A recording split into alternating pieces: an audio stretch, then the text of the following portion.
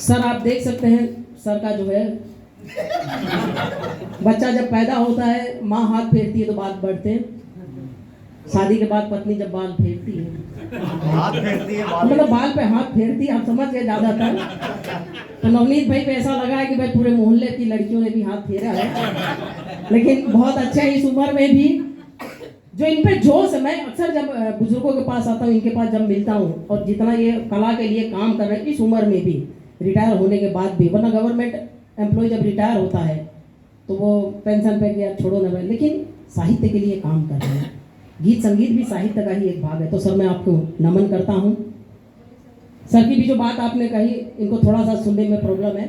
और सर एक 65 साल की महिला ने कोर्ट में केस किया तलाक का, तो जज ने पूछा, बोले 65 साल की उम्र में क्यों तलाक ले रही हो? उनके हस्बैंड की उम्र लगभग 68-69 की थी। तो बोले, तो जज ने पूछा कि भाई अब इतनी उम्र में क्यों तलाक ले रही हो? बोले सर मेरे पति हैं ना, मुझे मानसिक यातना रोज दे रहे हैं। तो बोले वो कैसे? बोले जब इनको मुझे कुछ सुनाना होता है तो ये बरोबर का मेरे को कोस देते हैं, गुस्साएंगे बरोबर। मैं जब सुनाना शुरू करती हूँ तो कान की मशीन निकाल के बाजू में रख देते हैं। तो कई बार शरीर में डिफेक्ट होता है, उसका फायदा होता है। और मेरा जब एक्सीडेंट हुआ तो एक्सीडेंट के बाद में बड़ा फायदा हुआ है। कई बार शरीर में कोई डिफेक्ट होता है तो सब फायदे होते हैं, तो कई बार न सुनने के भी फायदे होते हैं। तो एक बड़ा अच्छा, लेकिन काका जी इस प्रकार से सेवा देते हैं, मैं इनको हकीकत में कई जगहों पर मैंने इनको देखा है। अच्छा, समय बड़ी तेजी से जा रहा है। मैं आप लोगों से बस इतना ही अनुरोध करूंगा, मैं पुनः जैसे पहले कहा था, जितने भी लोगों से आप मिलते हैं उनसे मिलते रहिए, और अच्छे कपड़े अच्छे जूते किसी खास समय के लिए मत बचा कर रखिए साहब। रोज पहनिए जब मर्जी का है, न जाने कब इस जिंदगी की शाम हो जाएगी पता भी नहीं चलेगा। आपको जूते और कपड़े वैसे के वैसे ही रह जाएंगे। अब हास्य के एक अगले हस्ताक्षर जो कि दिल्ली DRDO में अधिकारी हैं हमारे बीच में उपस्थित हैं, तो मैं डॉक्टर अशोक सम्राट जी से अनुरोध करूंगा कि वे मंच पर आए। और इसके बाद मैं पुनः आपसे अनुरोध करूंगा कि मुकेश भाई ने जिस कवि का नाम लिया अपने गुरु का, गुजरात के बहुत बड़े गजलकार हैं श्री विजय तिवारी जी यहाँ पर हैं, उनको भी सुनने का आपको मौका मिलेगा। उसके बाद इस कार्यक्रम का हम समापन करेंगे। तो एक जोरदार तालियों के बीच में आपके लिए डॉक्टर सम्राट अशोक सम्राट।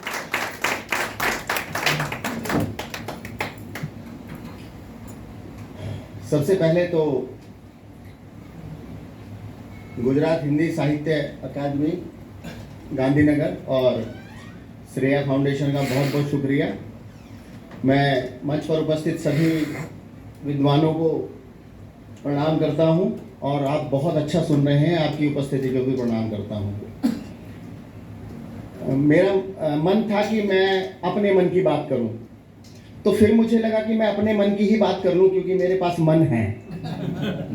और ये सभी को लेकर के कुछ कुछ कह रहे हैं, इनको आप जानते हैं ये कितने बड़े कलाकार हैं। ये प्रेम मोहब्बत की बात कर रहे थे ना, पत्नी पर मेरे साड़ू बैठे हुए हैं। ये जब कॉलेज में थे तो एक प्रोफेसर आए। अच्छा, कॉलेज में थे? मन भाई आप पढ़े लिखे नहीं है? नहीं, स्कूल में थे। यार मुझे तो यही बताया था कि पढ़े लिखे हैं सभी लोग, और जहाँ जाएंगे वहाँ भी सभी लोग पढ़े लिखे हैं, सुनने वाले हैं, सभी विद्वान हैं। मन भाई ऐसे मत किया करें यार, थोड़ा सा बता दीजिएगा, गलत फहमियाँ हो जाती हैं। और गलत फहमी में पता नहीं क्या हो जाता ना। वो मैं एक दिन बीवी के साथ बाजार जा रहा था, मार्केट, तो मेरे हाथ में थैला था। कभी कभी जाता हूँ, मतलब रोज नहीं जाता हूँ, कभी कभी उसका मन होता है कि आज सब्जी ज़्यादा लानी है तो इनसे पकड़वानी है। तो वो मैं जा रहा था, मैं चला आया। अब हमारा जहाँ हम रहते हैं वहाँ कैंपस है, बहुत सारे लोग रहते हैं। तो वो एक लड़की ने सामने से आके मुझे नमस्ते बोल दिया। तो कह रही ये कौन थी? मैंने कहा भाई मुझे तो नहीं पता। कहती फिर तुम्हें नमस्ते क्यों की? मैंने कहा यार उससे जाके पूछ।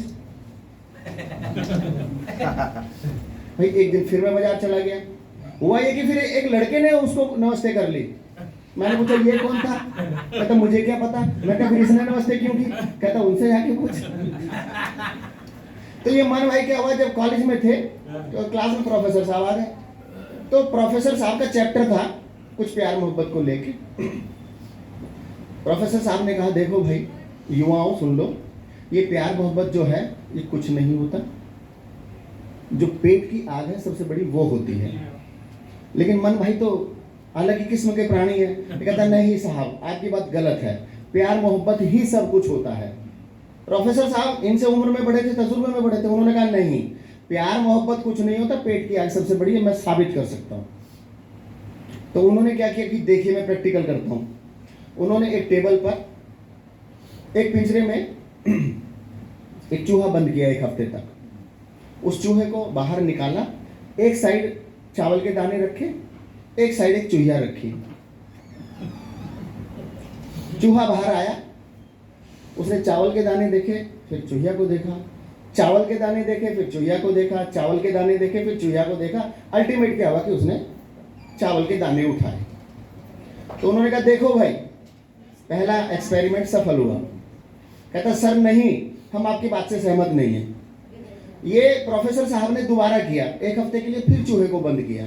फिर जब 1 हफ्ते बाद उसके बाहर निकाला, फिर उन्होंने क्या किया कि चावल के दाने छोड़ करके गेहूं रखा। एक तरफ गेहूं के दाने, एक तरफ चूहिया, एक तरफ गेहूं के दाने, एक तरफ चूहिया। अब जैसे ही चूहा बाहर आया, वो पहले गेहूं के दाने की तरफ देखे, फिर चूहिया को देखे, फिर गेहूं के दाने देखे, फिर वो चूहिया की तरफ देखे। तो क्या हुआ कि चूहे ने गेहूं के दाने उठा लिए। तो प्रोफेसर साहब का यकीन और मजबूत हुआ। उन्होंने कहा देखो भाई, प्यार मोहब्बत कुछ नहीं होता, पेट की आग सबसे बड़ी है। कहता नहीं सर, हम अब भी आपकी बात से सहमत नहीं है। खैर अल्टीमेट ये हुआ कि नहीं भाई ठीक है, हम एक एक्सपेरिमेंट और करेंगे, इसके बाद कोई सवाल जवाब नहीं होंगे। फिर 1 हफ्ते के लिए चूहे को बंद किया, फिर चूहा 1 हफ्ते बाद आया। फिर प्रोफेसर साहब ने क्या किया, अब की बार दाल के दाने की, गेहूं के दाने की बजाय दाल रखी, फिर वही सेम चूहिया। तो जब चूहा आया, उसने देखा इधर दाल, इधर चूहिया, इधर दाल, इधर चूहिया, तो उसने दाल को खा लिया। तो देखो भाई, मेरा एक्सपेरिमेंट सफल हुआ। कहते नहीं साहब, एक बार चूहिया बदल के देख लेते।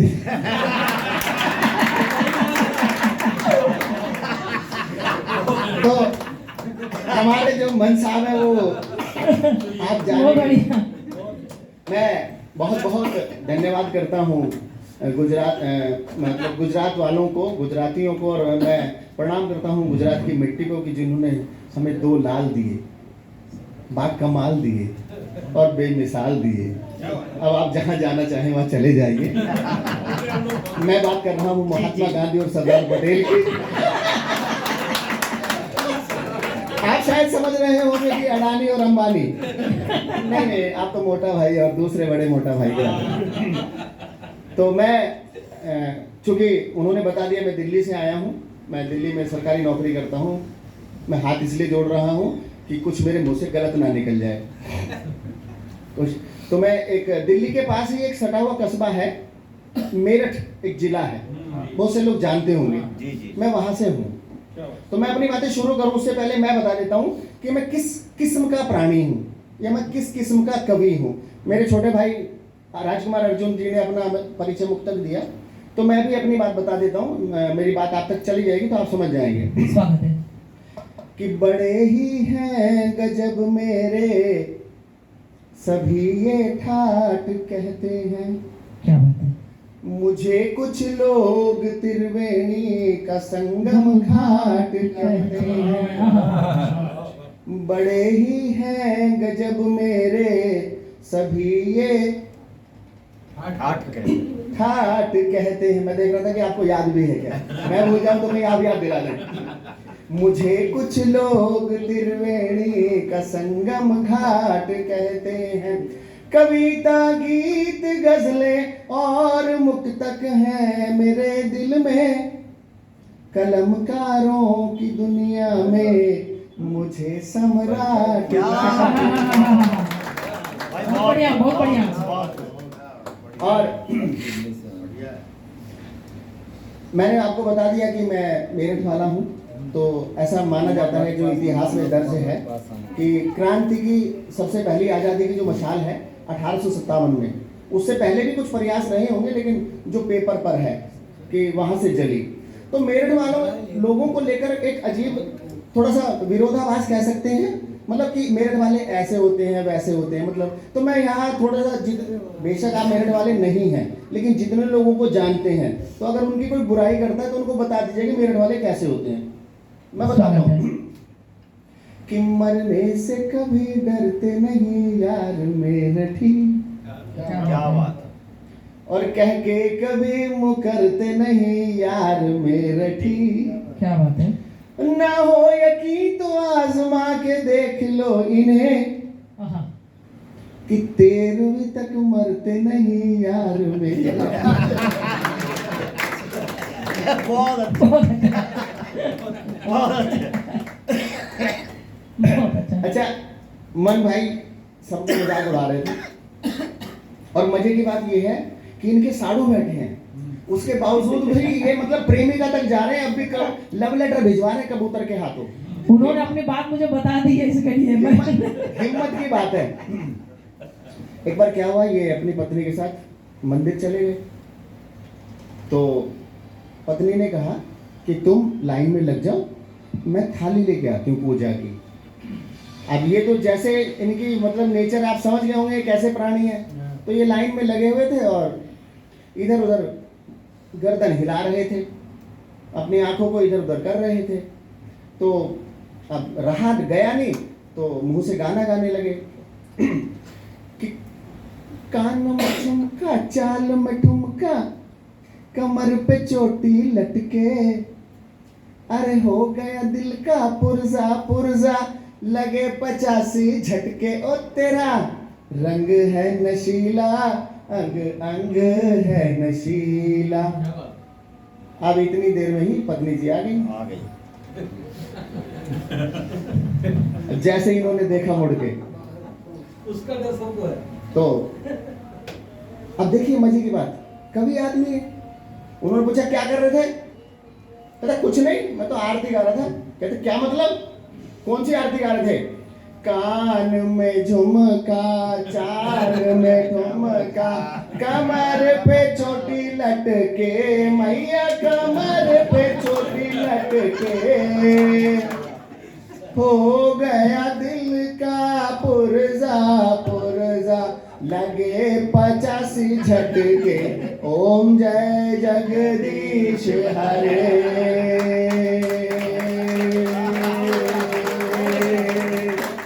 जय माता दी। अच्छा चलिए, अब मैं लिखना पसंद करता हूँ। असल में यहाँ जितने गजलकार हैं सब विद्वान हैं। मैंने अपने मुक्तक में गजल लिख दिया कि मैं गजलें लिखता हूँ, मतलब लिख लेता हूँ, लेकिन मैं शायद गजल नहीं लिख पाऊंगी, मेरा ऐसा मानना है। कलम चलती है चल जाए। गजलकार बहुत अच्छा काम करते हैं जो गजल लिखते हैं, क्योंकि कहते हैं कि गजल शायद रूहानी एक उसमें आनंद या स्वाद आता है। तो मैं लिखता हूँ अंधविश्वास पर। मैं कोशिश करता हूँ कि जो हमारी जनता ऐसी है जो बेख्याली में जी रही है, वो थोड़ा सच्चाई से रूबरू हो। कई बार बातें अच्छी भी लगती हैं, कई बार बुरी लगती हैं, और हाथ से जब हम लिखते हैं तो सोचते हैं कि अब हम कवि लोग हैं। मैं तो कभी कभी कवियों के बारे में भी बोल देता हूँ कि कभी लोगों का ना यकीन मत किया करो। जैसे चुटकुलेबाजी होती है ना, मन भाई अपने ऊपर ले रहे हैं या मेरे ऊपर ले रहे हैं, मैंने मन भाई पर बोल दिया था उनसे पहले ही कि हम लोग आपस में लेन देन कर लेंगे। तो क्या होता है कि कभी लोग ना एक तरह से झूठे भी होते हैं। अब कैसे कहें, बोलते 4 तारे तोड़ के ले आऊंगा। किसी ने तोड़े आज तक? नहीं तोड़े, मतलब ही नहीं होता, मतलब ही नहीं होता। एक आम तो टूटता नहीं है पेड़ से। 4 तारे टूटने लाए। खैर वो छोड़िए ये सब, क्योंकि क्या होता है कवि का मतलब क्या होता है। अब हम यहाँ बैठे हैं 50-60 लोग हैं, हम का इस 1 घंटे को एंजॉय करना है। तो मैंने एक कविता लिखी, वो कविता ऐसी बातों बातों में बन गई, आपके सम्मुख रख रहा हूँ। अच्छा देखिए, मैं ये तो कहता नहीं हूँ कि ताली बजाइए, बस मैं 4 लाइनें अपने आप को दे रहा हूँ, उसके बाद मैं अपनी कविता पे आता हूँ। और मुझे ये उम्मीद भी है मंच से भी और आपसे भी कि आप उसका जो गैप है वो भर देंगे खुद ही। कि मुरझाएगा मुरझाएगा वो फूल जिसको माली ना मिले। क्या बात है। कि मुरझाएगा वो फूल जिसको माली ना मिले, और शादी है उसकी व्यर्थ जिसको। कि कि मुरझाएगा वो फूल जिसको माली ना मिले, और शादी है उसकी व्यर्थ जिसको साली ना मिले। गुमसुम रहेंगे आप, दिल की बात क्या करूं, और कैसे बढ़ेगा हौसला जो। क्या बात है, क्या बात है। तो मैं एक कविता से आपको जोड़ रहा हूँ। ये महिलाओं की संख्या कम है, लेकिन मैं चाहता था कि हो, मगर अच्छी बात है मेरा नंबर बाद में आया ना, तो जो बाद वो कई बार होते हैं ना, लेट आते हैं लोग, तो उनका फायदा भी होता है। अब मैं यहाँ पे मैं देख रहा हूँ 4-6 महिलाएं हैं, लेकिन काफ़ी है, क्योंकि महिला तो एक ही काफ़ी होती है। वो शादी करके चली तो वो रो रही थी विदाई के टाइम पे ना, तो हस्बैंड उसको चुप करा रहा था, क्या चुप हो जा, क्या हो गया, कहती है तुमने मुझे रुलाया ना, अब देखना मैं किस किस को रुलाती हूँ। तो ये सब चलता रहता है। मैं एक समस्या है जो महिलाओं की, उसके ऊपर आपका ध्यान चाहूँगा। स्वागत है। वही मेरी एक कविता है। महिलाओं की सबसे बड़ी समस्या ये है कि वो ये कहती हैं कि मेरी शादी तुमसे क्यों हो गई, किसी से भी हो जाती, तुमसे क्यों हो गई। अच्छा, ये शुरुआत में नहीं होती, भाई साहब एकदम बोल नहीं रहे, सही बात है। हाँ, वो सब पीड़ित है, ये सब पीड़ित है, हम लोग सब पीड़ित हैं। अच्छा, शुरुआत में क्या होता है, 2-4-5 साल नहीं होती ये समस्या, उसके बाद सारे उसमें कांटे नजर आने लगते। जो पहले सोना बाबू होता है ना, वो पहले मेरा सोना बाबू, वो जैसे ऑफिस में जाता है, अच्छा चाय पी लिया, खाना खा लिया, ये हो गया, कब तक आएंगे, अच्छा वो दही ले आना, उधर से ये ले आना, उधर से पनीर ले आना। ये बाद में तो कहते हैं अच्छा आना कि आ नहीं आना, तो मत आ, वही रहे। और दिक्कत ये होती है, अच्छा दिक्कत ये होती है, इल्जाम हमारे ऊपर होता है। क्या इल्जाम हमारे ऊपर, सुन लीजिए मैं बताता हूँ। कि जैसे फोन आया, मान लो मैं ही नौकरी पे हूँ, ऑफिस में हूँ, आप सबकी तरह, तो आप क्या करेंगे, पत्नी का फोन है, हाँ बोल, तो बोले तमीज से नहीं बोल सकते। तो ये इल्जाम है हम पर, जबकि हम देखिए पूरी इज्जत, पूरी रिस्पेक्ट देते हैं, क्योंकि हमने अपना सब कुछ आपको दे रखा है, जमीन से लेके जायदाद तक। बताइए, जितने भी नौकरी में होंगे सबने, किसी ने रखा होगा अपने नाम पर कोई जमीन, कोई फ्लैट व्लैट, अगर किस्तें भरनी है तो ही करा रखा होगा, क्योंकि लोन ले रखा है। तो इनकी एक समस्या है कि मेरी शादी तुमसे क्यों हो गई, ठीक है। अब मैं ये बताना चाहता हूं कि पुरुष जो होता है उसका प्रेम कैसा होता है, वो मतलब किस हद तक जाता है वाइफ के, उसको ये लगे कि भाई ये मेरे से सच में प्रेम करता है। तो अब आपको मेरे साथ चलना है। अब मैं सिचुएशन बता देता हूं। एक छोटा सा घर है, छोटा सा घर, बिल्कुल छोटा समझ लीजिए, 1 BHK, शहर में रह रहा है, एक आदमी नौकरी करता है, 2 छोटे छोटे बच्चे हैं, जैसे तैसे करके जिंदगी पाल रहा है। तो शनिवार इतवार की छुट्टी होती है। अब जब शनिवार इतवार की छुट्टी होती है तो हम प्लान करते हैं फ्राइडे को ही, शनिवार को ये कर लेंगे और फिर वहां जाएंगे, वहां खाना खाएंगे, या रिवर उस बोट पे जाएंगे और साबरमती आश्रम जाएंगे, यहाँ जाएंगे, वहां जाएंगे। अब सुबह सुबह थोड़े से काम फैल गए, कुछ निपटा लिए, दोपहर को अचानक से फोन आ गया महिला के मायके वालों से कि हम घर पे आ रहे हैं। अब जब कोई मेहमान घर पे आता है तो अमूमन महिलाएं क्या करती हैं, मुंह चढ़ा लेती हैं अमूमन, लेकिन जब पीहर वाले आते हैं तो खुश तो बहुत होती हैं, मगर काम तो बढ़ जाता है ना। अब वो काम जब बढ़ेगा तो जाहिर सी बात है दोनों मिलके कैसे टैकल करते हैं, तो उस समय पति उसको कैसे समझाता है। बस ये मेरी कविता है, आपका सबके साथ चलता हूं मैं। चलिए, स्वागत है। तो वो कैसे बताता है उसको कि सुनो ना मुझे तुम कहो ना, लगाऊं कहाँ पे मैं अपना बिछौना। सुनो ना मुझे तुम कहो ना, लगाऊं कहाँ पे मैं अपना बिछौना। नहीं कोई तुमसे शिकायत करूंगा, मुझे चाहे नीचे पड़े क्यों न सोना। सुनो ना नहीं करना आंखों को तू लाल पीली, सुखा दी है सब चादर मैंने गीली। जो कपड़े थे बिखरे वो तय कर दिए हैं, नहीं पल में ही अपना आपा तू खोना। सुनो ना पता है मुझे आएंगे साली साले, हटाओ मैंने सब है दिए घर के जाले, नहीं तुमको गंदा दिखेगा कहीं भी, किया साफ है घर का हर एक कोना। क्या बात है। सुनो ना सर सारी बातें मत बताना घर की। अच्छा हाँ, ये मेरे पीछे जो बैठा है इन्होंने कहा सारी बातें मत बताना घर की। मैं इनके घर पहुंच गया, इन्होंने मुझे बुला लिया कि सर आ जाओ चाय पानी पी लेंगे साथ बैठ के, लेकिन कोने में ले जाके मुझे पता है क्या बोलते हैं, कहता सुनो यहाँ ये मत बताना कि मैं आलू प्याज काटता हूँ। मैं कहा क्यों पीटने वाले किससे तक तो मत जाना। कहना मैं कहा भाई क्यों, कहते सर आप तो करते रहते मुझे मत फंसाना, मेरी बीवी की तो काट लेती है खुद ही प्याज। बहुत बढ़िया तालियां हो जाए इनकी इस बात। हाँ ठीक है भाई। तालियां हो जाए। अच्छा एक और भी बात मैं बता दूं, देखिए महिलाएं बैठी हैं अगर, ऐसा नहीं है कि सारी बातें सही होती है, जैसे मैंने कहा कभी लोग झूठ भी बोलते हैं, मगर आदमी ना आलू काट ले, प्याज काट ले, हरी मिर्च काट ले, धनिया काट ले, कुछ भी काट ले, महिलाओं को खुश नहीं कर सकते। ये फिर भी वही कहेंगे तुम्हें तो कुछ आता ही नहीं है। वो एक ऐसी पूछ ले, अरे चाय कौन से डब्बे में, कहते रहने तो मैं ही बना लूंगी, पता नहीं क्या। तो अब आगे चलिए कि पकौड़ों की खातिर मैं लाऊंगा गोभी, क्या बात है।